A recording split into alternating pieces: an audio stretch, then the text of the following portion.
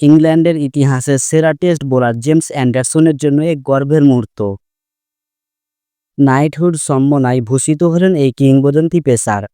মঙ্গলবার উইন্ডসর ক্যাসেলে এক অনুষ্ঠানে প্রিন্সেস রয়্যালের হাত থেকে অ্যান্ডারসন গ্রহণ করেন এই মর্যাদাপূর্ণ উপাধি। 43 বছর বয়সী এই পেসারকে সাবেক প্রধানমন্ত্রী ঋষি সোনাকের পদত্যাগের সময় প্রকাশিত রেজিগনেশন অনার্স লিস্টে অন্তর্ভুক্ত করা হয়েছিল। সেখানে অ্যান্ডারসনই ছিলেন একমাত্র ক্রীড়াবিদ যিনি এ সম্মান পান। দীর্ঘ 22 বছরের আন্তর্জাতিক ক্যারিয়ারে অ্যান্ডারসন 188টি টেস্ট খেলেছেন, শিকার করেছেন 704 উইকেট। টেস্ট ইতিহাসে কোনো ফাস্ট বোলার এটি সর্বোচ্চ অর্জন। তার উপরে আছেন শুধু শ্রীলঙ্কার মুথিয়া মুরলীধরন ও অস্ট্রেলিয়ার শেন ওয়ার্ন। অ্যান্ডারসন 2024 সালের জুলাইয়ে লর্ডসে নিজের বিদায়ী ম্যাচ খেলে টেস্ট ক্রিকেটকেও বিদায় জানান। তবে তিনি এখনও নিজের ঘরোয়া দল ল্যাঙ্কাশায়ারের হয়ে খেলছেন।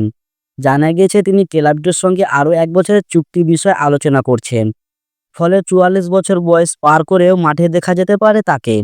নাইটহুড পাওয়ার মাধ্যমে অ্যান্ডারসন যোগ দিলেন ইংল্যান্ডের কিংবদন্তি তারকাদের তালিকায়।